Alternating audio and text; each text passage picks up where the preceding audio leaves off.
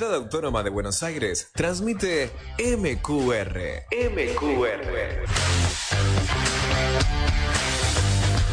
www.masqueunaradio.com.ar.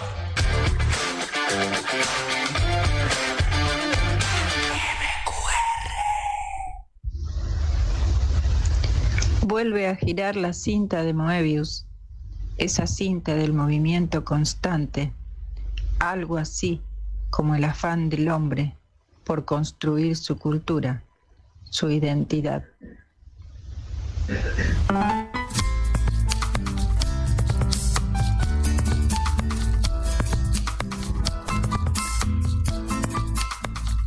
Muy bien, comenzamos a girar en esta cinta de Moebius de todos los jueves en Buenos Aires. ¿Cómo estás, Lidia? ¿Cómo te va? Ya estoy harta del invierno y todavía recién empezó. Sí.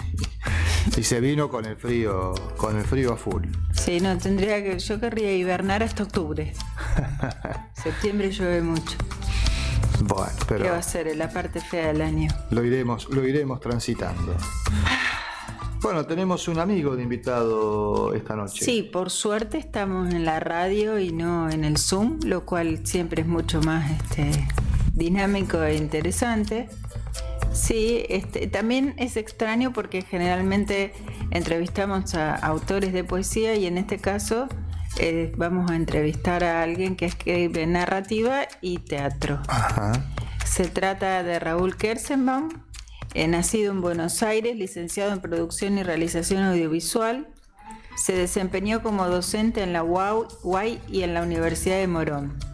Bueno, como dije, es dramaturgo, también guionista y director.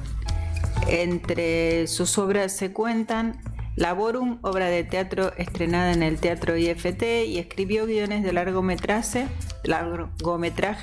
como Hollywood nunca existió, La Metamorfosis, Erdosain, Ella, guión de largometraje, Durán, guión de largometraje. También dirigió películas de cine independiente y diversas obras de teatro. Como gestor cultural fue codirector de la movida teatral de Las Dos Orillas, coordinó talleres de guión en la Sociedad Argentina de Actores y también escribió el libro Los Tímidos, relatos y obras de teatro y obra de teatro editado por Clara Vetter.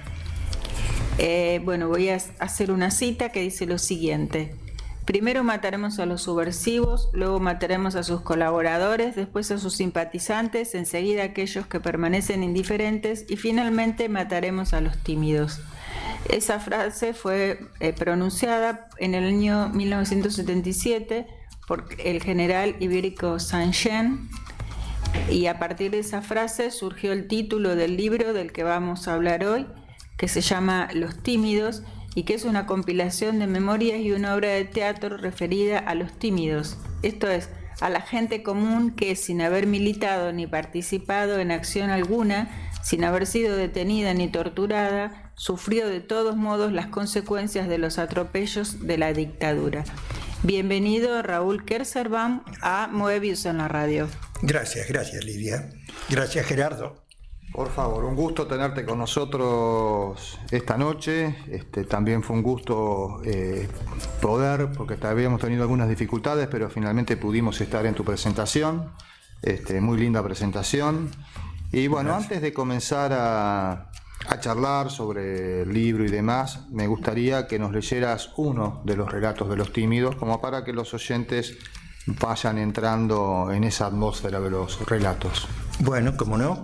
En general estos relatos hacen referencia, como en este caso que se llama Villa Adelina, a lugares donde acontecieron estas cosas. Obviamente hay una cierta ficción alrededor de eso, pero todos los cuentos refieren a hechos acontecidos. No sabía el nombre ni dónde vivía. La conocía de vista porque se la había cruzado algunas veces por el barrio. Ahora Patricia la buscaba casa por casa. Llevaba varias manzanas recorridas.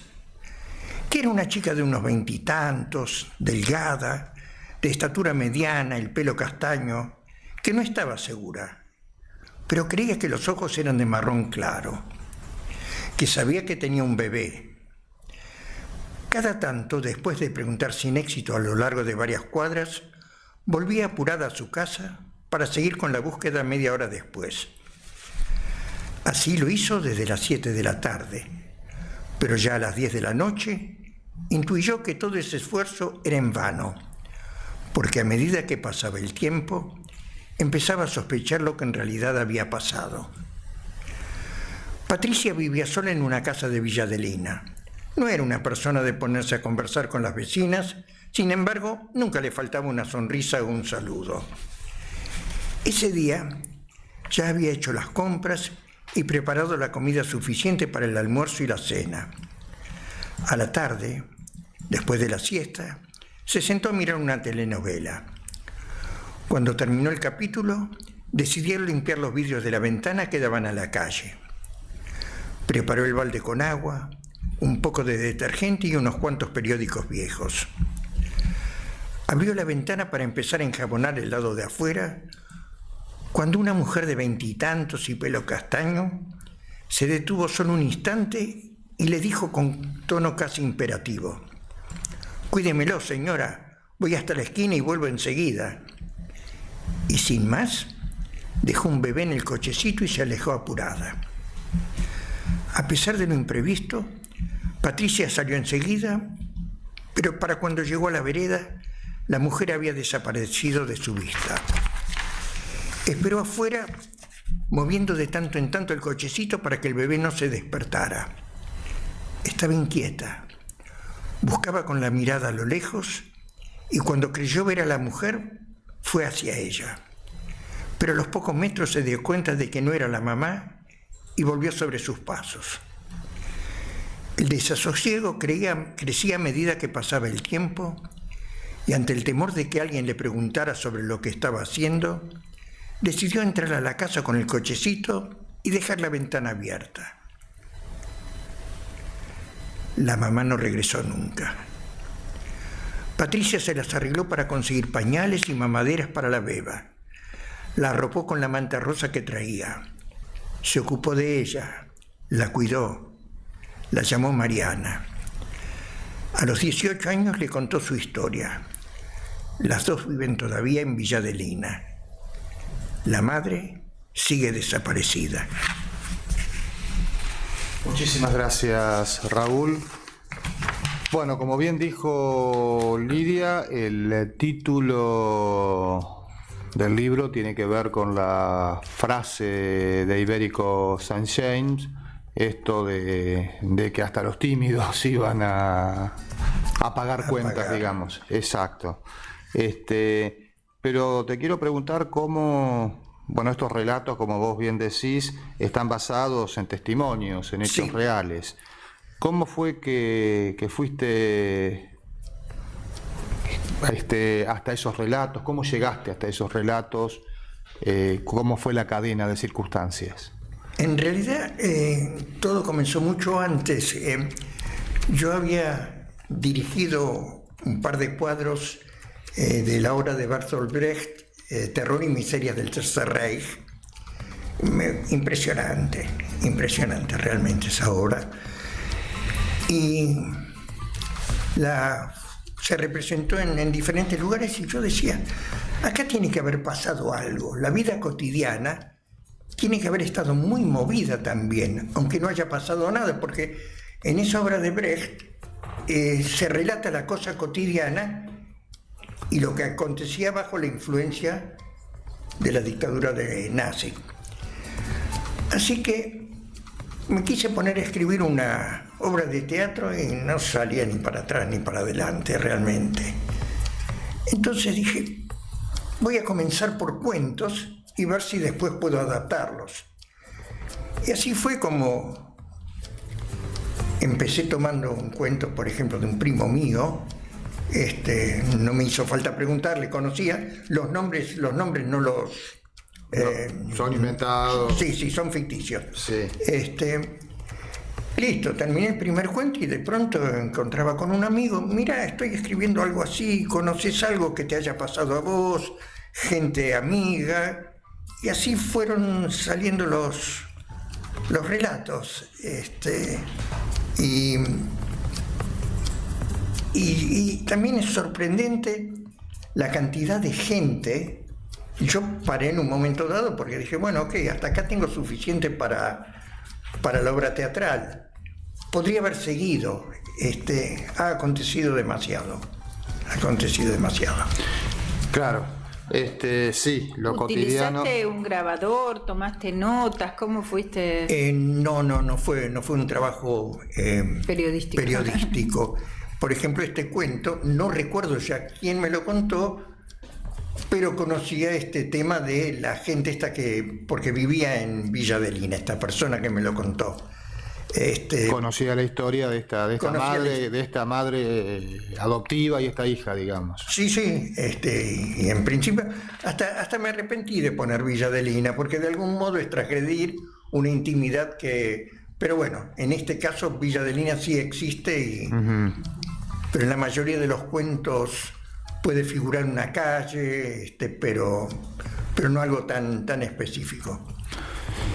Claro, abriste un mundo, digamos, a partir de esta decisión empezaste a tirar preguntas y empezó a configurarse lo que era la vida cotidiana durante esa época y el terror en el que se vivía, ¿no? Porque de alguna manera abriste eso también.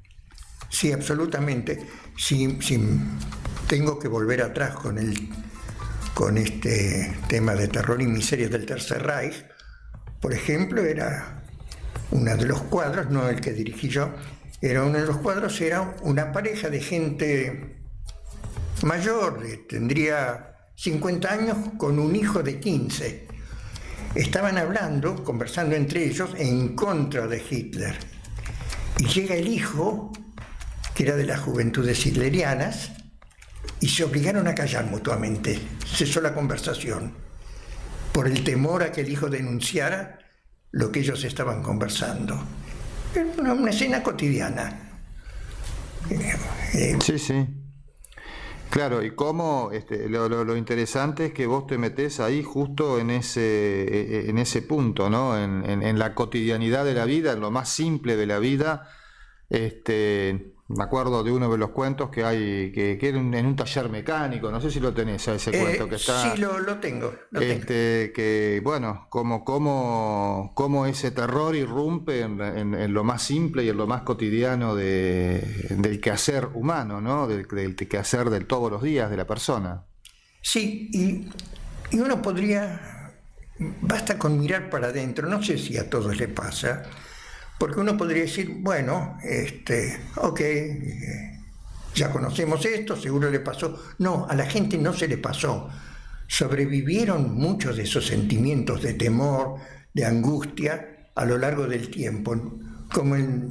Después puedo relatar de Renault 12, en donde pareciera que, bueno, terminado esto, listo, se vuelve a la casa, listo, se continúa con la vida. No se continúa de la misma manera. Hay algo que nos modificó. Claro, que hace a lo constitutivo de personas que tienen de 50 años para arriba en esta época, digamos. O sí, sea, por supuesto. Mi infancia fue en esa época. Yo tengo a veces imágenes de la época previa al golpe y de lo que era el golpe.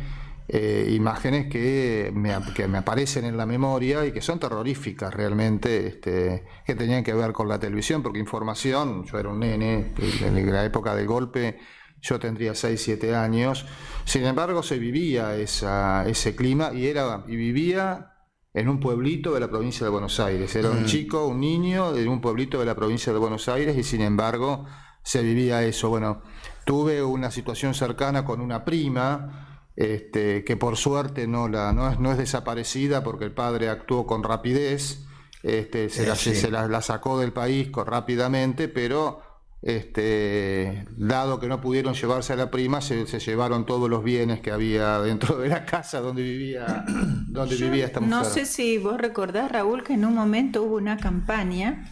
En realidad decían que había una campaña anti-argentina en el mundo que inventaba todas estas cuestiones de los desaparecidos.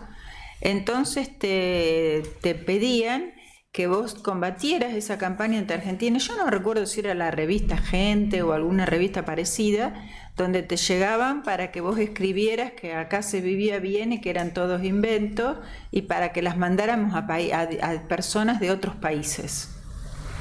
Que colaborásemos con la propaganda del gobierno. Y yo estaba tan completamente inocente que hasta tenía ganas de participar.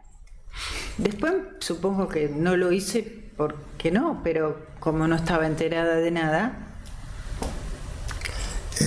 Sí, yo de eso no lo recuerdo, obviamente es así porque te aconteció. Yo lo que recuerdo permanentemente los carteles de los argentinos, somos derechos y humanos. Y había Claro, porque había gente que defendía los derechos humanos. Claro, y curiosamente había otro cartel, muchos de ellos, que decía: el silencio es salud. Es cierto, sí. Cállate, no hables. En mi lectura de eso, cállate, no hables, nosotros somos derechos y humanos, no digas otra cosa. Nada, una lectura que... Claro, no, sí, por supuesto, buscando ese silencio apañador, ¿no?, de toda la situación. ¿Por qué no te lees el del Renault 12? Porque está realmente muy, muy interesante. Con gusto. Le habían traído el Renault 12 esa mañana y él prometió tenerlo listo para la noche. No era complicado. Cuestión de conseguir el rotor y la tapa del distribuidor en la casa de repuestos. Si no lo tienen en la de Garay, me voy a la de La Boca, pensó. Era septiembre y al caminar por Tacuarí disfrutaba del aire tibio de esa tarde a pesar del grueso overol. Su pensamiento divagaba entre el tiempo que le llevaría a arreglar el Renault, los otros trabajos pendientes y la partida de truco de todos los viernes con sus amigos en el bar. Un grito lo sacó de su ensimismamiento. Fue un grito largo y espantoso que lo paralizó justo frente a la puerta de la comisaría.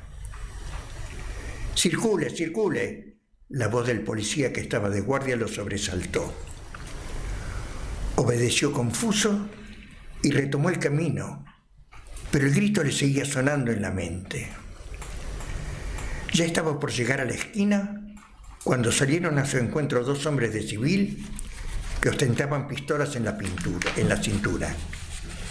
«¿Documento?».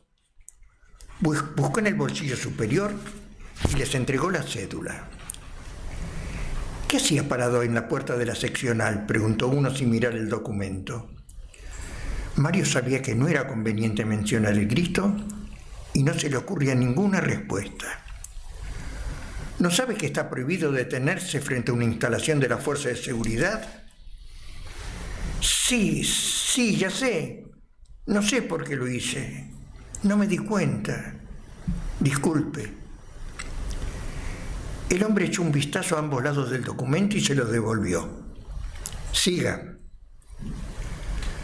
Mario se alejó por Tacuarí y entró al bar de la esquina de Carlos Calvo. Tomó el segundo café sentado al lado de la ventana y encendió otro cigarrillo. El sol bajaba. Miró la hora y pensó en la casa de repuestos. Ya eran las 7. Seguro que cerraron. Vuelvo mañana y listo. Los del Renault me van a putear. Mas sí, ¿qué me importa? Se le fue la tarde con semejante susto que se pegó frente a la situación. Sí, y realmente frente a lo que vivió, ¿qué le iba a importar si le arreglaba el Renault o no? Era... A veces, simplemente porque nos detenemos en pequeñeces nos olvidamos de que en realidad no todo importa tanto. Hay cosas graves, así que no me voy a pelear más con con los vecinos. Bueno, vamos a ir a un intermedio ahora, con un poco de música de jazz. Siempre acá tenemos un poquito de jazz. ¿Y qué tenemos en el intermedio además del jazz, Lidia? Además va a haber una lectura muy breve de Pilar Sanjurjo, que va a leer a Zulma Zubillaga. Muy bien, un poquito de poesía, un poquito de música y después seguimos charlando con Raúl Kersterbaum, aquí en Moebius en la radio. Adelante, Carlos.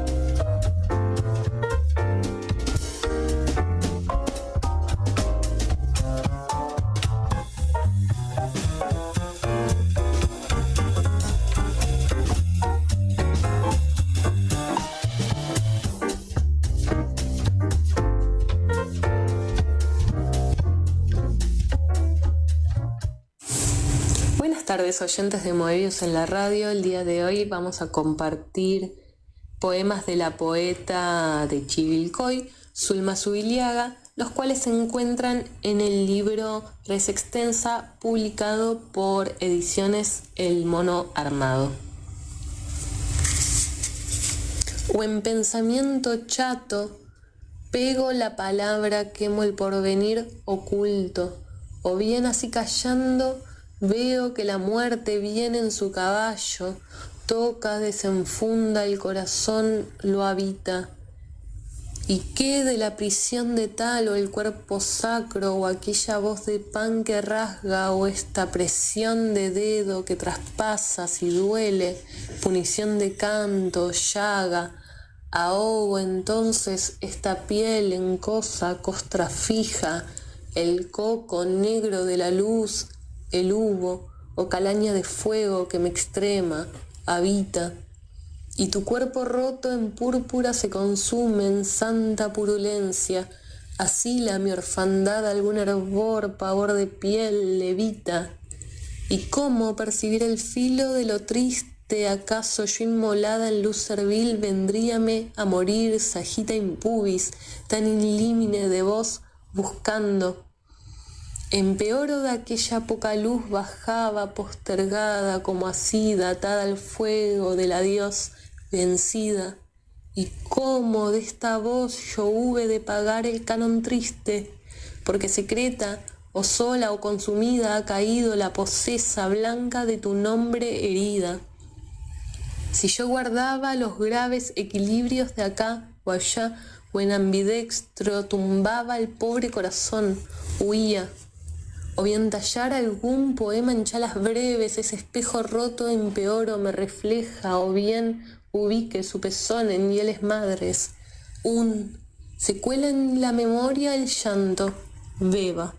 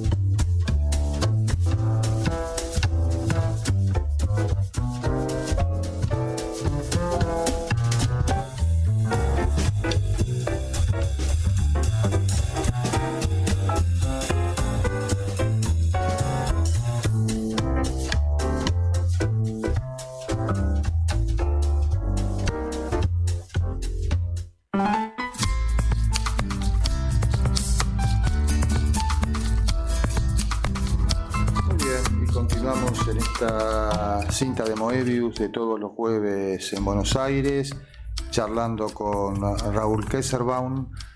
Raúl, casualmente Lidia en el intermedio citó este tema del silencio y salió un libro interesante que podés comentarnos un poquito, que se relaciona con lo que estabas hablando. En realidad, el vínculo que tiene el libro se llama Conviviendo con el silencio, de Leonardo Fleischmann y Griselda Fernández, que habla sobre lo que no se habla. Uh-huh. Esto tendría que ver de algún modo con el hecho que yo nunca puse a aquellos interlocutores que me contaban sus experiencias, nunca quise poner el nombre y el apellido por el temor que existe. Es decir, no hay que hablar de eso. Si se habla de una cierta persona que le pasó esto, sabemos que esto ocurrió, pero no tan específico. Hoy yo también tendría miedo. De ser tan específico.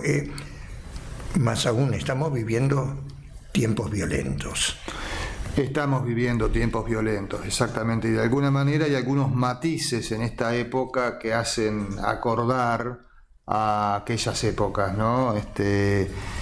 Si bien no hay este proceso de desaparición de personas, no hay un gobierno militar, pero la violencia discursiva que se está dando, y no solo en la Argentina, porque no estamos hablando de la Argentina, y sí, si vemos a nivel global el nivel de violencia militar, sí, a través de guerras que son prácticamente genocidios. Sí, el caso de Gaza. Entonces tenemos un nivel de violencia muy alto en esta época, y casualmente Soledad, que está acá presente, ¿cómo está, Sole? Hola, ¿qué tal? ¿Cómo estás? Hablaba de la década infame, o sea, de la década del 30, principios de los 40. Bueno, hay muchos matices que hacen recordar aquellos años nefastos de la historia de la humanidad, de la historia del siglo XX. En este siglo, ¿no? La escalada de violencia, y la frase "nunca odiaremos fascista. Lo suficiente a los periodistas" me hace pensar perfectamente una frase que podía haber sido hecha en dictadura.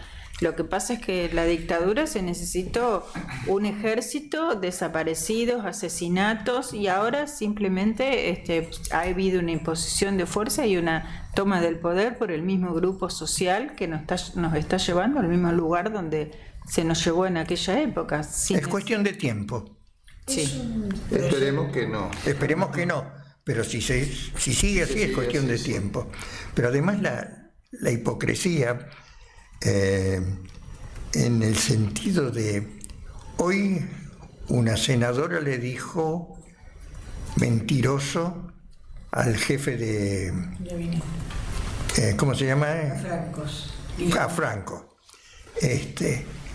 Porque le dijo mentiroso, le pidió que se retracte, como no se retractó, se fue de esa charla en el mentiroso? Senado. Y la palabra mentiroso casi yo diría que es inocente frente a lo que dice el presidente o los allegados al presidente. Así que nada, una inequidad, en fin. Lamentablemente estamos llegando a una época que hace unos años atrás se hablaba, ¿no? Este tema de la posverdad, en donde lo verdadero se construye de una manera alevosa, no hay verdad, sino que hay construcción discursiva, y esto se ve constantemente en la cotidianidad de nuestra vida ahora. O sea, estamos en la época de la posverdad. Te pueden negar que hay desaparecidos, te pueden negar la dictadura. Tiene razón Raúl que el terror no ha llegado todavía, pero cuando dice que van a empezar a vigilar las redes, cuando se invierte, o cuando se escatiman gastos en salud pública y se les da dinero a la CIDE, todo eso nos está llevando hacia el mismo lugar y no extrañaría que si en algún momento existe alguna posibilidad de que surja una fuerza diferente o de que pierdan las elecciones esta gente, es muy posible que recurran a la violencia para perpetuarse en el poder. Por lo menos yo lo imagino así. Esperemos que no llegara a esa instancia, realmente esperemos que no. La verdad. Bueno, y sería hablando un impacto. de eso, a mí me gustó mucho el cuento que leíste, Raúl, de esa persona que está volviendo a la casa, algo tan sencillo. Sí, después yo creo de... que lo leíste el día de la presentación. Después de una obra de teatro. Él salió del teatro, era una cuadra que tenía que caminar, era actor. No creo haberlo traído. El tema es que yo lo puedo leer del libro siempre y cuando estos Los anteojos me anteojos. permitan el... Si no están los mismos. ¿Que es tan muy chiquito la letra? No es tan chiquito, son mis ojos. ¿Cómo se llamaba? Ahí yo te lo... Claro, Sí, es como... ahí se ve el terror, ¿no? En esa caminata de una cuadra se ve. Como no realmente el terror. sentirse identificado, ¿no? Con esos temores Mientras- que teníamos al caminar de noche. Dos cuadras. Dos cuadras. Me había confundido por una menos. Bueno. Esteban cruza la puerta vaivén del teatro y se detiene debajo de la marquesina. Mira a ambos lados de la calle. Ni un alma. La garúa brilla a contraluz del farol que ilumina la esquina. Puta, no traje piloto. Piensa mientras se levanta el cuello del saco y se echa a caminar apurado con las manos en los bolsillos. Mejor voy más despacio, a ver si creen que estoy en algo. Siente las gotas sobre la cara y aminora el paso. Igual les puedo decir que andaba rápido por la lluvia, aunque mejor les digo que estaba en el teatro y que me olvidé el piloto. No, mejor lo del teatro no. Lo que sí me van a pedir es el documento y se los voy a dar. Se palpa los bolsillos por quinta vez en el día para estar seguro de que tiene el documento. ¿A dónde va? ¿De dónde viene? Vengo del teatro, se lo tengo que decir, y voy a mi casa. No, mejor. Vengo del teatro de la otra cuadra, soy actor y voy para mi casa, allá. No, mejor lo de actor no. Seguro que no van al teatro, no les gusta. Seguro que nunca fueron. Seguro. Antes de llegar a la avenida, Esteban cruza Rodríguez Peña sumido en sus pensamientos.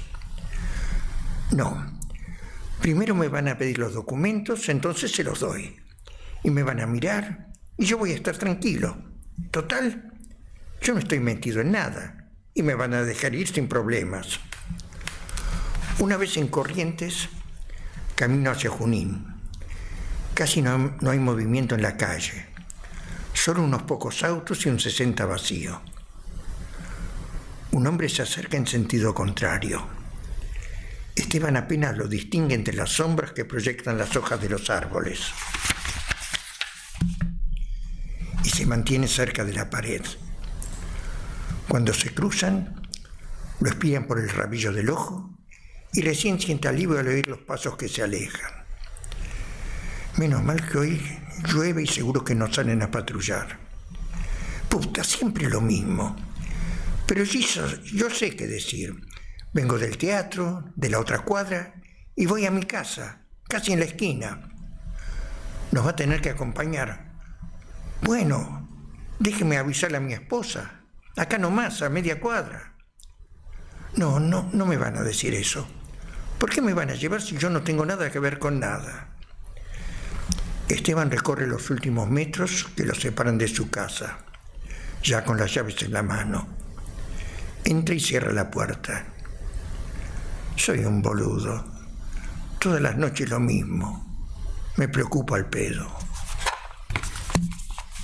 Muy bueno, y es muy gráfico con respecto a ese terror del que estábamos hablando. Raúl, por otro lado vos tenés, el libro se divide en dos partes. Por un lado están esta serie de relatos, de cuentos, y por otro lado está la obra de teatro. Y mientras estábamos hablando en el intermedio, ¿no? La obra de teatro, bueno, tenés el texto, pero por otro lado está esta idea de poder ponerla, la obra, poder presentarla, sí. ¿no es cierto? Sí. Este es uno de los objetivos que tenés en este momento. Es uno de los objetivos de estos momentos. No sé todavía bien cómo manejarlo por la cantidad de actores que se necesitan, porque está dividido en cuadros. Tiene un coro, tiene un corifeo, entonces es bastante numeroso el elenco. ¿El corifeo canta o habla? No, habla. Sí. Sitúa las situaciones, complementa lo que acontece. Bueno, como era la función, ¿no?, del corifeo. Sí, sí. No interpela. No. Y el tema es reunir a esa gente con las dificultades económicas que hay, que la gente necesita trabajar y trabajar más. Los actores no viven la mayoría de la actuación, entonces es restarles 3 horas una vez por semana y lograr que esos 10 estén 3 horas por la semana bajo la dirección, mancomunados en una cosa que yo considero interesante. Pero bueno, nada, es un camino por recorrer todavía. ¿Cómo sería? Está el coro y van apareciendo los distintos personajes y van contando sus historias, hablan entre ellos, las historias suceden en escena. Algunas historias es como si fuese teatro, no es en este caso teatro leído, pero teatro contado. Hay 4 historias, pero en total son 10 cuadros, en donde uno de los cuadros son 4 historias contadas y otros son representaciones que se asemejan a los cuentos, en el sentido que los cuentos son irrepresentables tal como están escritos. Pero me las arreglé para que se entendiera y sale bien, muy minimalista, justamente por un problema posible de producción. En fin, tomando en cuenta y tratando de hacer lo que me gusta, creo que... Y estaríamos hablando de cuántos actores. 10 actores, me gustaría, y no me interesan tanto las edades, a pesar que hay uno donde 2 chicas son el centro de atención de esa mini historia, pero el teatro es teatro y 2 adultos pueden hacer tranquilamente de nenas.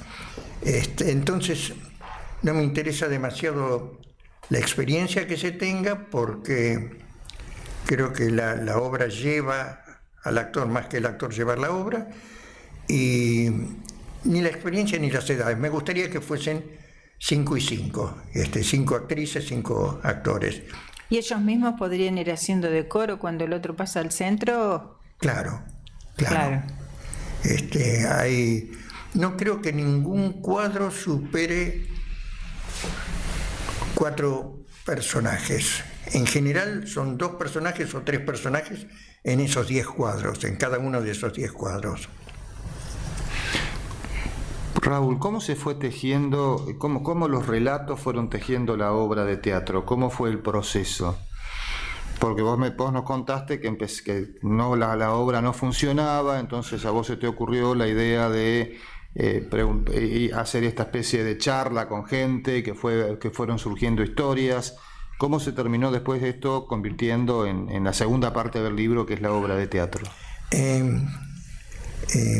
Nara Mansur me ayudó mucho, es una poeta. Sí, la conocemos. Me ayudó porque simplemente empezamos a charlar. Ella es muy afín al teatro, ella escribe teatro además. Y de pronto en esa charla se generó una sinergia que permitió determinadas situaciones que no se podían resolver de una manera clásica, las resolviéramos de una manera distinta. Y digamos, me es difícil decirlo cómo se fue generando. Y a veces por oposición me tiraba una idea y yo dije, sí, muy lindo, pero entonces esto, como que muchas veces uno cuando recibe una propuesta es el equivalente a un brainstorming, ¿no? Es aceptar y después contrarrestar y contraponer y después así sucesivamente. Fue una tarea que llevó varios meses escribirla. Y después, una vez que dejé de estar con ella, me faltaba la conexión entre los cuadros, para no hacer subidas y bajadas de telón. Entonces, ahí es donde entran la función de los coreutas, y se hace entretenida, se hace dinámica. Claro, vos tenés bastante experiencia en lo que es la escritura de guión, no solo escritura de guión teatral, sino también de guión cinematográfico, ¿no es cierto? Básicamente, el teatro lo tomé después. Sí, digamos, fue lo que aprendí y lo que fui enseñando en un par de universidades y en terciarios, o cuando di el curso, esos cursos para actores, que fue muy interesante porque los jóvenes que estudian realización audiovisual, mucho no parecían interesarles el guión, estaban más en la parte de producción, en la parte de realización, pero los actores no. Los actores tomaban seriamente todo, escuchaban, preguntaban muy... lindo curso, y de hecho quedamos amigos con muchos de ellos. Pero básicamente el cine. Después el teatro surgió un poco porque una vez escribí un guión para un unitario de televisión y alguien vio y dijo, che, pero esto está bueno para el teatro. A ver, contame, ¿cómo? Bueno, terminó siendo una obra de teatro que la dirigí, que anduvo bien. Dicen que el teatro, como no hay ficción en la televisión, está pasando por un buen momento a pesar de los problemas económicos. Sí, no tengo mucho conocimiento, pero por lo menos he escuchado bastante gente conocida que está yendo al teatro. Está yendo y haciendo teatro. Y haciendo teatro. Y bueno, capaz que es el momento de representar los tímidos, de reunir a los 10 actores. Son esos los que se escapan, porque saben la dificultad para reunirse en un determinado día. Nosotros tenemos un grupo que quedó amigo de esas clases con actores, y habíamos decidido encontrarnos una vez al mes. Bueno, se hace difícil una vez al mes encontrarse porque alguien está trabajando en ese horario o porque tiene otros compromisos, así que me imagino 11 desconocidos, mucho más. De todas maneras no desisto. Claro, es cuestión de ir. Como que hay que poner el camión en movimiento y los melones se acomodan solos. Exacto. Me gustó eso. Y con respecto al libro, ¿cómo te contactaste con Clara Vetter? Sugerencia de Sole. Tuve una mala experiencia con un grupo, pero después dejé pasar un tiempo, porque me mortificó eso, y después Sole me dijo, mira, ¿por qué no te contactas con Chito? Y realmente hicimos un buen contacto, una persona correcta, la palabra acá, palabra allá, y funcionó todo muy bien. Muy bien. Bien. ¿Alguno de los relatos que aparecen es autobiográfico, digamos? ¿Sos vos el protagonista? Sí. Ajá. En la ESMA. Claro, sí. Cuando fue ese recorrido de la ESMA, cuando estaba por tomar el colectivo, me acuerdo. Exacto, ahí en ese momento yo fui a la ESMA, aún justamente yo estaban dando la movida teatral de las dos orillas, de la cual yo había renunciado un par de años antes y yo había vivido muy de cerca todo esto de las desapariciones. pero había un domo ahí que tenía fotos de desaparecidos. Por alguna razón me pegó más fuerte. Y cuando me fui era esa noche tormentosa, el cielo violeta, las ramas a contraluz negras que se movían, y al lado mío, en la medida que salía, estaba el lugar donde estaban los detenidos, ese lugar que está bajo un techo a dos aguas de metal, y fue impresionante, fue como decir, acá estaban vivos, de acá se los llevaban y los tiraban drogados de los aviones. Tremendo. Sí, era difícil ir al Conti al principio, después uno se acostumbraba. Pero las primeras veces a mí me costó, después me acostumbré a ir porque había muchos eventos. Pero se hacía difícil. Sí. Y uno de los relatos también implica a tu suegra. ¿A quién? ¿No? Bueno, puedo decir que no, pero no, lo que pasa es que no escuché bien. Pensé que había uno de los relatos que implicaba a otros miembros de la familia, pero me debo haber confundido. No, de la familia había uno, dos pantalones o vendedor de pantalones. Sí, ¿Cuál es el vendedor de pantalones? No lo traje acá, pero te debes acordar. Brevemente volví a su casa porque estaba chocho, había vendido pantalones. Ajá. Y pensaba darle una sorpresa a la esposa porque, bueno, iban a poder viajar a Mar del Plata. No sé si estoy exactamente relatando esto porque estoy en parte recordando lo de mi primo y en parte lo del cuento. Y llegando a su casa ahí en la calle Cochabamba, dos coches cierran la calle, bajan gente y los colocan a los transeúntes contra la pared levantando la mano.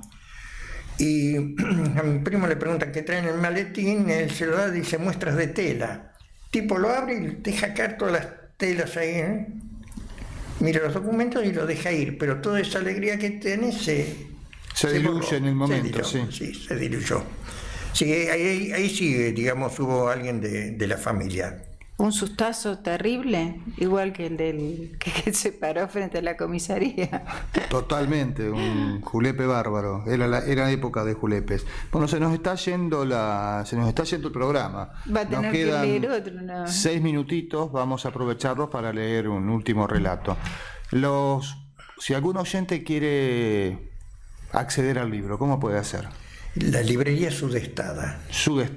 Sí, acá en la calle Viamonte, no recuerdo bien, pero se encuentra en Instagram o en... Librería Sudestada, lo ponen en Google, googlean y encuentran la dirección. Adelante, Raúl, vamos a un último relato. Este debe ser un pueblo como el que podría haber sido el tuyo que vos relataste. Se llama Ahí en esa casa. Adelante están los Tebes, los Cumingi al fondo. Eso dijo. José, como casi todos los domingos, con las manos engrasadas arreglaba el motor de sus 600. Y yo, como casi todos los domingos, crucé la calle con el termo y el mate para charlar con él.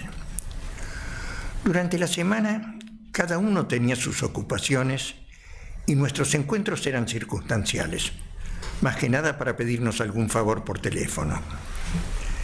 En esa ciudad, me gusta llamarla así, aunque los de la capital la llamarían pueblo. Durante los días de verano, no solo nosotros solíamos ocupar parte de la vereda, también se podía ver matear a las familias después de comprar la factura calentita en la panadería. Era mayo de 1978 y los militares estaban en el poder desde hacía 2 años. No todos sabían lo que estaba pasando, y yo solo tenía una cierta intuición de las cosas que años después confirmé como ciertas. Tal vez el hecho de que en esa ciudad hubiera tranquilidad, sin sucesos de violencia, como los que la televisión contaba, hacía que nos sintiéramos ajenos a esos acontecimientos, que pensáramos que eran cosas de otros, argentinos también, pero otros. Así, esa mañana crucé con el mate y claro, con un mundial a 2 semanas de comenzar, la conversación giró entre el fútbol y las bujías del 600 que se empastaban. En eso estábamos cuando un par de hombres se acercaron como al pasar, preguntando si la familia Kuminski vivía ahí. Ahí en esa casa, dijo José indicando con el dedo. Adelante están los Tevez y al fondo los Kuminski. Gracias, respondieron y se fueron sin más. Cuando se alejaron lo suficiente les reproché. ¿Para qué le dijiste? ¿Qué sé yo? Preguntaron y les contesté. Pinta de chorro no tenían. La conversación perdió el entusiasmo original. En mi mente buscaba saber por qué 2 desconocidos preguntaban por una familia y después seguían de largo. Inventé una excusa y me fui. No pasó más de media hora cuando un camión de infantería de la policía se detuvo frente a la Casa Amarilla y rápidamente se desplegaron en el pasillo que daba al fondo. En menos de 2 minutos salieron con la sobrina de los Kuminski y se la llevaron. Nunca más volvimos a ver a Beatriz. La ciudad, el pueblo según los porteños, no volvió a ser la misma. José también cambió. Durante el tiempo en que lo seguí viendo, se volvió más ensimismado, más oscuro. Yo no lo podía consolar cuando de tanto en tanto repetía, ¿por qué tuve que abrir la boca? Muy bueno, Raúl. Muchísimas pueden, gracias. Conseguir Los Tímidos en Librería Sudestada, Tucumán 1533. Perfecto, ahí tenemos la dirección, Tucumán 1533. Librería Sudestada. Perfecto. Muchísimas gracias, Raúl. Gracias a vos, a Lidia. Un placer haber charlado con ustedes. Bueno. Y por muy darme bien. el lugar a un no poeta.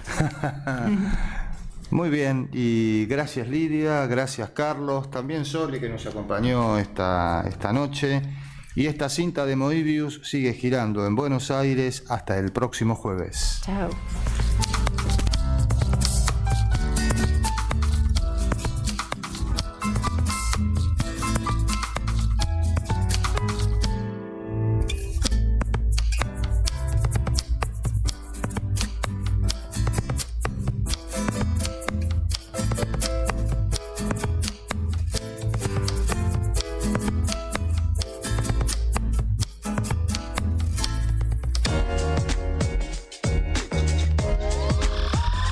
MQR, más que una radio.